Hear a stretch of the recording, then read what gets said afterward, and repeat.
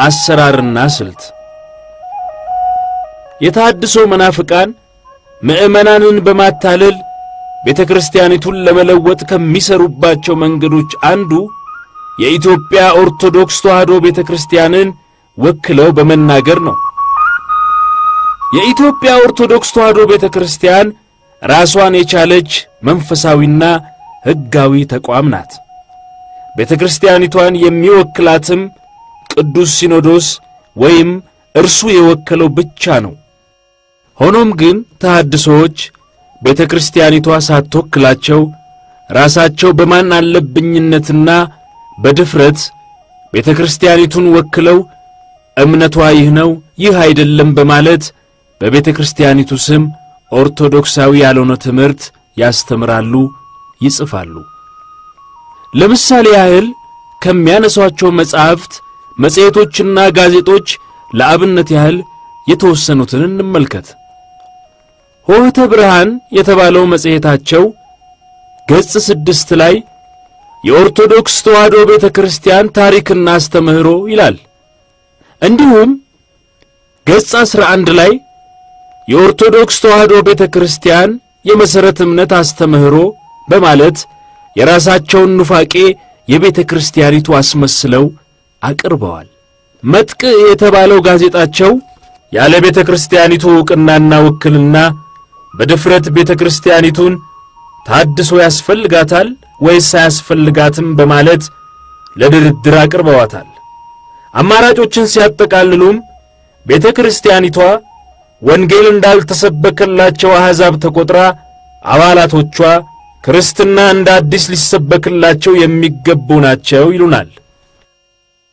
የለውጥ ያለህ የተባለው መጽሐፋቸውም የቤተክርስቲያኒቱ አስተምህሮ ወደ ፕሮቴስታንታዊነት ይለወጥ ዘንድ የለውጥ ያለህ እያለ የሚጮህ መጽሐፍ ነው። የመጽሐፉ ደራሲም ያለ ቤተክርስቲያን ዕውቅናና ፍቃድ በራሱ ስልጣን እንዲህ ሲል ይደመድማል።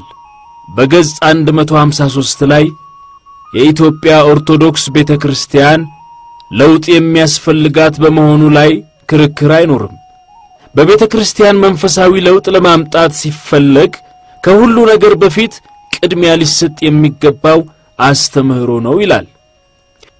እንዲሁም በዚሁ መጽሐፍ በገጽ 154 ላይ ስለዚህ አስተምህሮአዊ ለውጥ ከሁሉ በፊት ቅድሚያ ሊሰጠው ይገባል በማለት የቤተክርስቲያኒቱ አስተምህሮ ይለወጥ ዘንድ ይጣራል።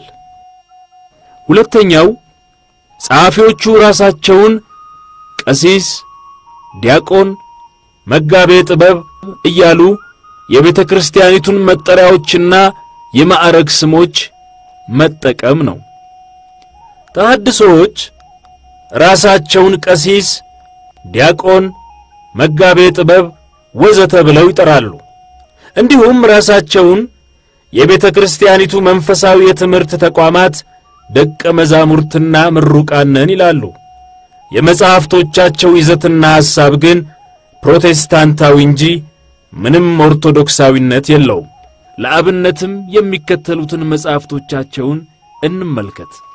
መቅደስ የገቡ መናፍቃን በሚለው መጽሐፋቸው እንደምንመለከተው አዘጋጆቹ ራሳቸውን በቀሲስ ደረጀ የቅድስት ሥላሴ መንፈሳዊ ኮሌጅ ምሩቅ፣ በደቀ መዝሙር በዛ የቅድስት ሥላሴ መንፈሳዊ ኮሌጅ ምሩቅ በማለት ገልጸዋል።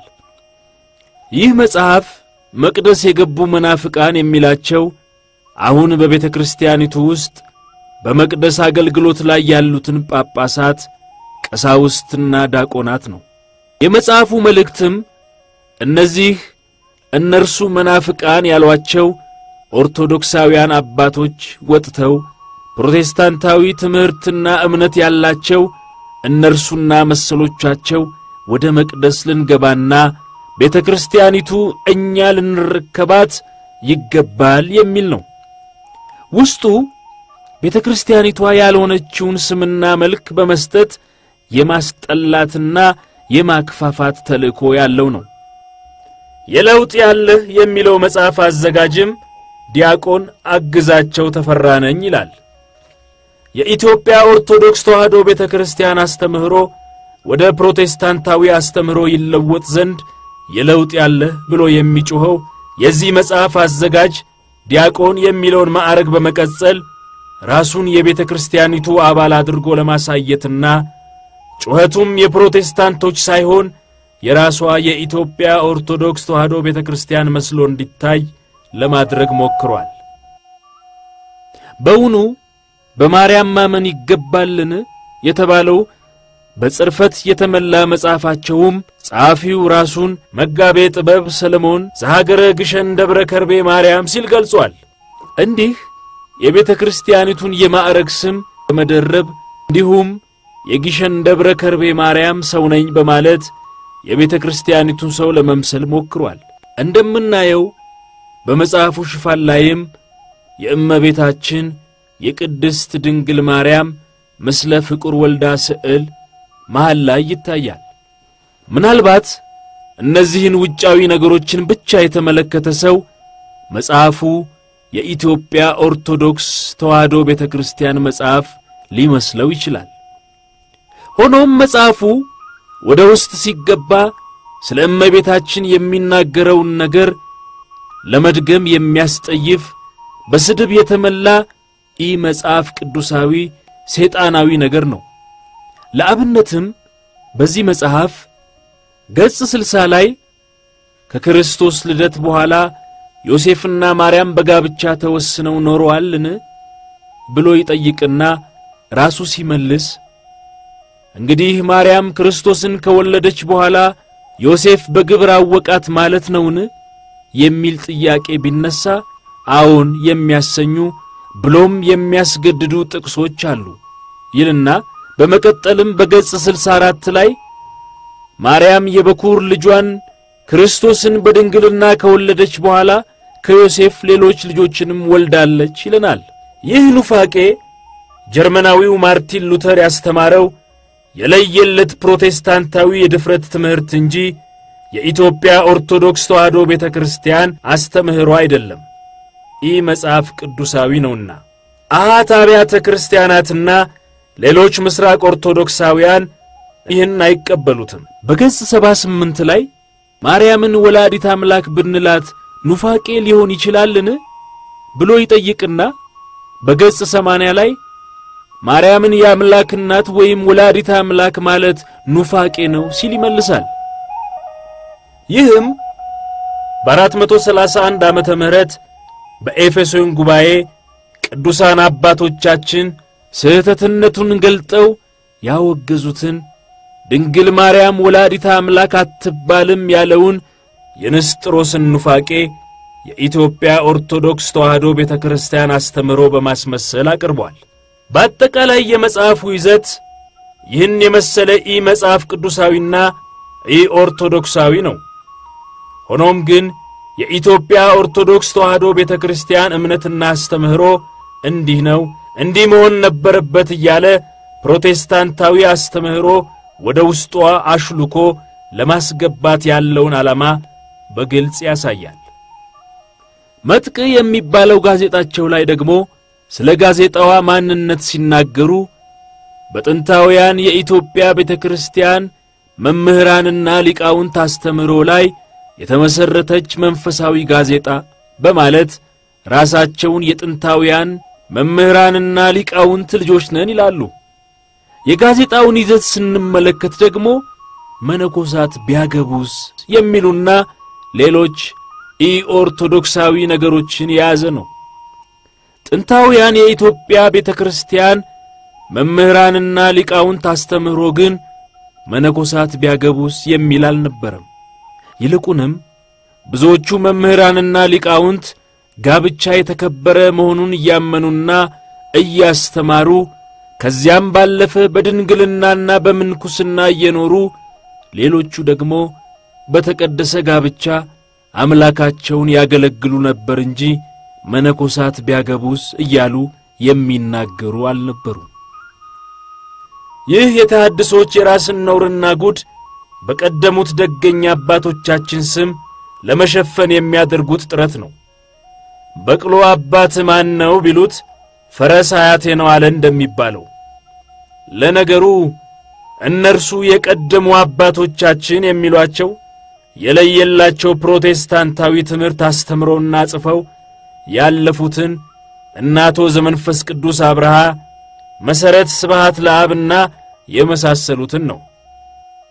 አቶ ዘመንፈስ ቅዱስ አብርሃ ተግሳጽና ምክር የሚል ቤተክርስቲያኒቱን የሚነቅፍና ፍጹም ፕሮቴስታንታዊ ትምህርት ያዘ መጽሐፍ የጻፈ ሲሆን ታላቁ ሊቅ መልአከ ብርሃን አድማሱ ጀንበሬ ኮኮሃ ሃይማኖት የተባለውን መጽሐፍ የጻፉት ለርሱ መልስ እንዲሆን ነው። መሰረት ስብሐት ለአብ ደግሞ በፕሮቴስታንቶች ሴሚናሪ ሲያስተምርና ጮራ የተባለውን ፕሮቴስታንታዊ መጽሔት ሲያዘጋጅ ኖሮ ሲሞት አስክሬኑ የወጣውና የተሸኘው ከመካነ ኢየሱስ ነው። አባቶቻቸው በይፋ ፕሮቴስታንታውያን የነበሩ ሆኖ ሳለ እነርሱ ግን የማያውቅባቸው ቢያገኙ ለማታለል አይናቸውን በጨው ታጥበው የቀደመው ኦርቶዶክስ ነን እያሉ ይገኛሉ። በአጠቃላይ በስነ ጽሑፍ ደረጃ በጣም ብዙ ጽርፈትና ኦርቶዶክሳዊ የሆኑ ነገሮችን ይጽፋሉ፣ ያሰራጫሉ። ይህም ቤተክርስቲያኒቱን ለመውረርና ለመበከል ካወጡት አንዱና ዋናው ስልታቸው ነው። ይህ ስልታቸውም ሆህተ ብርሃን በተባለው መጽሔታቸው ገጽ 18 ላይ እንዲህ ሲሉ ገልጸውታል። ይህን ጸረ ወንጌል ስብከትና ትምህርት መቃወም የሚቻለው በቅዱሳን ስም ከተጻፉት ገድላትና ድርሳናት እንዲሁም የሰይጣን ማህበራት ዛሬ ከሚያሰራጯቸው መጽሔቶች፣ ጋዜጦችና ትራክቶች ይልቅ የበለጠ ስልት ባላቸው ስነ ጽሑፎች ነው። በተሐድሶ እንቅስቃሴዎች በሚዘጋጁ ጽሑፎች መሳሪያነት ጥንት የነበረው የመሰረተ እምነት አስተምህሮዋና እውነተኛ የኦርቶዶክስ ተዋሕዶ ቤተክርስቲያን መልኳ ለምእመናን እንዲታይ መደረግ አለበት። እንዲህ በሚደረግበት ጊዜም በስነ ጽሑፍ የገባው ሐሰተኛ ትምህርት ከርሱ ይልቅ ስለት ባለው ስነ ጽሑፍ መሳሪያነት እንዲጠረግ ስለሚደረግ እሾህን በሾህ እንደማውጣት ይቆጠራል። እንዲሁም በገጽ 3 ላይ እንዲህ ብለዋል። አባሎቿም ቢሆኑ ሁል ጊዜ ሲሰሟቸውና ሲያስተናግዷቸው በቆዩ በነባር ቃላትና ስነ ቃላት ላሸበረቁ የስነ ጽሑፍ ሥራዎች ከፍተኛ ዋጋ ይሰጣሉ። የግዕዝ ቃላትም በስነ ጽሑፍ ውስጥ እንደ ፈርጥ መታየታቸው እንደ ውበት ሰጪ ብቻ መቆጠር የለበትም፣ ስነ ጽሑፉን የኛ ነው ያሰኘዋል። የግዕዝ ቃላትን፣ ቅዱሳት ስዕላትን ወዘተ እየተጠቀሙ ውስጣቸው መርዝ የሆኑ በራሪ ወረቀቶችን፣ ጋዜጦችን፣ መጽሔቶችንና መጻሕፍትን የሚያዘጋጁትና የሚያሰራጩትም ከዚህ የተነሳ ነው። ስለ ተሐድሶ እንቅስቃሴ የፕሮቴስታንቶች ምስክርነት። የተሐድሶ ዘመቻ